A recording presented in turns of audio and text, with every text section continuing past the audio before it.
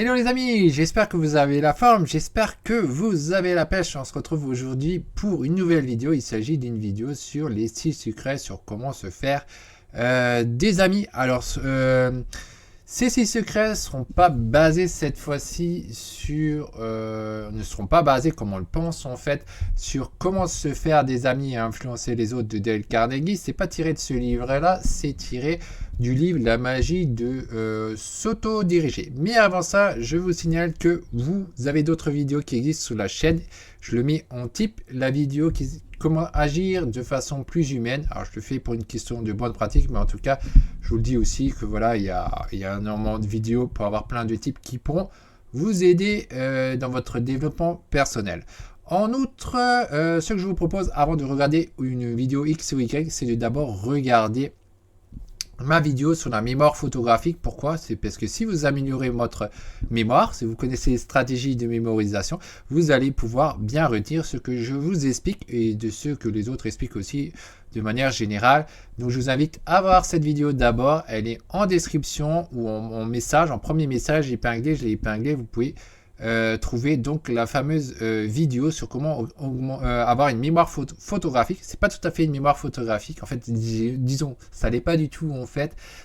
On dit ça comme ça, mais en réalité les stratégies d'une fameuse mémoire, c'est autre chose et vous pourrez le découvrir dans la vidéo. Donc maintenant on va se concentrer donc sur la vidéo même. Donc comment se faire des amis et donc de faire attention à ce qu'on dit, parce que si on dit un peu n'importe quoi, on va se mettre les gens à dos et il faut y songer. Donc le premier point, c'est en fait décider d'augmenter votre quotient de sympathie. Donc ça, c'est déjà le premier point. D'ailleurs, si vous regardez ce genre de vidéo, c'est que de toute manière, c'est ça que vous cherchez. Augmenter votre quotient de sympathie, ne pas être antipathique. Donc pour déjà augmenter ça, il faut tout simplement le décider. C'est bête mais idiot, mais tant qu'on l'a pas décidé de chercher à s'améliorer vis-à-vis des autres, on va pas s'améliorer. Hein. C'est tout con quoi. En deux, montrez votre côté humain dans tout ce que vous faites. Ne soyez pas froid, cruel et calculateur. Donc là, c'est encore une fois, là, on a un point de base. Si vous voulez être montré plus humain, il faut fonctionner avec vos sentiments et pas forcément avec votre logique et avec votre intérêt personnel. Si vous voulez, des fois, en fait, ça marche très bien. Des fois, il y a, par exemple, si vous êtes dans un domaine où il y a de l'achat à vente, je sais pas, vous jouez à un jeu de collection ou autre. Comme moi, j'aime bien jouer à un jeu de cartes. Bon, je fais aussi d'autres trucs. Bon, c'est pas toujours lié à la négociation des prix parce qu'il n'y a pas de particulier, mais des fois ça l'est. Ça peut être aussi par exemple les animaux, j'aime bien les animaux, donc les oiseaux, etc. Et il y a des négociations de prix. Et des fois, c'est pas plus mal de ne pas chercher en fait à négocier, mais de prendre au prix c'est, même si c'est plus cher. Pourquoi? Parce que vous allez vous faire un ami. En général, la personne à qui vous achetez quelque chose, si vous n'avez pas fait d'histoire, vous lui avez acheté direct et tout, elle devient un très bon ami à vous, ou du moins elle le ressent comme ça, elle va être contente quand elle vous voit, etc. J'ai souvent remarqué quand tu leur achètes quelque chose, ils sont contents, et quand tu leur achètes pas pour une raison ou pour une autre, en fait, ces gens-là, on le voit qu'ils deviennent plus réticents, etc. Comme quoi ils sont pas contents. Donc si vous voulez faire plaisir à la personne et augmenter vos chances de devenir ami avec la personne, songez tout simplement à ça. C'est que des fois, mettez un peu de côté le prix, l'argent, c'est pas toujours facile quand on pense qu'on en manque, mais en fait il faut savoir que vous allez gagner en ami si vous achetez le truc comme il demande, au lieu de vouloir chercher à négocier. Dans certains cas, c'est pas la peine de négocier parce que c'est tellement ridicule. Certains diront ouais, il faut le faire pour apprendre à négocier, mais en fait vous perdez un ami, donc vous perdez de l'argent quoi. Dans certains cas on peut négocier, notamment dans l'immobilier. C'est clair qu'il y a énormément d'argent en jeu, donc négocier un petit peu c'est toujours bon, même beaucoup, mais dans d'autres secteurs c'est pas la peine parce que vous allez perdre un ami bêtement et donc de l'argent. En 3, donner pour recevoir. N'oubliez pas, commencez par donner, le reste suivra. La prospérité varie en fonction de votre générosité. Assez classique. Plus vous donnez, plus vous allez recevoir. De tout ça, c'est un truc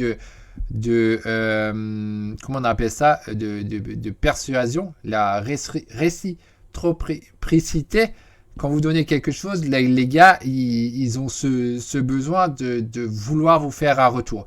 À partir du moment où ils n'ont pas l'impression que vous leur vendez quelque chose, que c'est vraiment un cadeau sans attendre rien en retour, mais eux, ils ressentent ce besoin de devoir vous donner quelque chose en retour. C'est des trucs qui sont automatiques. Donc quand vous rendez un service à quelqu'un quand vous l'a demandé, vous vous faites automatiquement un ami et il va vouloir vous rendre l'appareil à un moment ou à un autre, même si vous ne le demandez pas. Hein, si vous avez déjà testé, vous avez remarqué que ça marche très bien, donc vous pouvez l'utiliser. Des fois, quand vous rencontrez quelqu'un, vous faites un petit cadeau pour un truc et ça marche très bien. À partir du moment qu'il n'a pas l'intention que c'est une vente. En 4, faire sentir à votre entourage que vous en avez besoin. Demander de l'aide, des services. C'est une excellente façon de lui faire sentir qu'il est utile.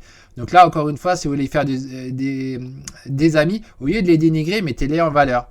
Même si vous n'avez pas réellement besoin d'eux, c'est pas important. Le truc, c'est si vous leur donnez du boulot à faire, quelque chose à faire, ils ont donc cette impression d'être utiles. Et ça, c'est très bon pour vous parce que vous allez gagner en fait du temps. Et vous faites en même temps un ami dans l'histoire parce que certaines personnes se sentent inutiles, ils ont besoin. Toutes les personnes ne veulent pas être des meneurs, etc. Ils veulent rester des gens simples, mais ils ont quand même ce besoin de vouloir être utiles. Alors quand vous les proposez un travail et tout, ils sont super contents, quoi. Donc, il faut le savoir. En 5, vous mettre à la portée de ceux que vous désirez influencer. Parlez-leur en leurs propres termes. Échangez des idées avec ceux que vous voulez influencer. Donc là, on vient sur un point plutôt, on va parler plutôt limite PNL. Faites la même chose. Copiez-le en fait. Si vous le copiez, forcément, vous allez avoir de meilleures relations avec lui. Si vous lui parlez de ce qui l'intéresse lui, plutôt que ce qui vous intéresse, vous, au départ, par la suite, vous pourrez l'influencer dans votre sens. Il y a un truc tout bête que Anthony Robbins, il a expliqué dans son livre Pouvoir illimité, que j'avais parlé, vous le retrouvez dans la chaîne. Il a dit, au lieu d'utiliser le mot mais, utilisez le mot et. Parce que mais, ça efface tout le reste qui a été dit. Donc, si vous voulez vous faire un ami, utilisez en fait le mot et au lieu de mais. Quand vous utilisez et au lieu de mais, vous n'effacez donc pas ce que la personne a dit et vous pouvez le diriger dans le sens que vous voulez et c'est vraiment excellent. Moi j'ai testé et ça marche très bien. C'est quelque chose que je vais recommencer. D'ailleurs, j'ai vraiment en tête ce point. C'est ne plus utiliser mais utiliser et ça pour pas contredire son truc, mais l'influencer après dans le sens que je veux. Parce que si on essaie d'imposer son point de vue, ça marchera pas de cette manière en disant mais. Il faut utiliser et.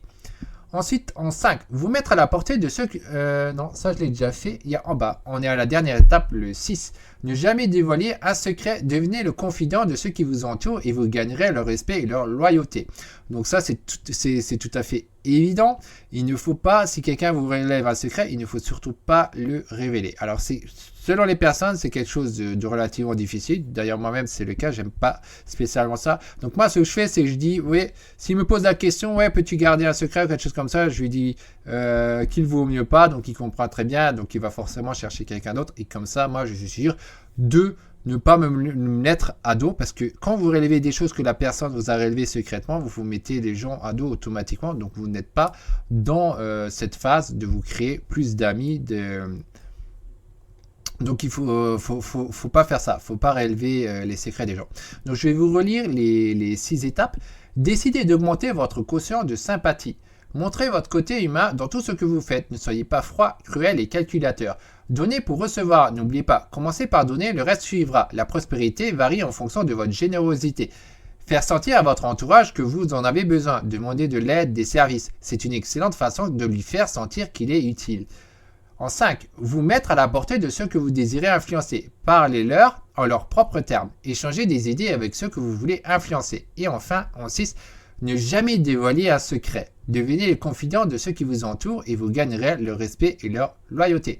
Donc voilà pour cette vidéo. J'espère qu'elle vous a plu. Si elle vous a plu, mettez un like, partagez. N'hésitez pas à commenter, à me dire qu'est-ce que vous pensez de ces fameuses 6 règles pour pouvoir se faire des amis. Et puis voilà, à la prochaine. C'était Sébastien Quesnel.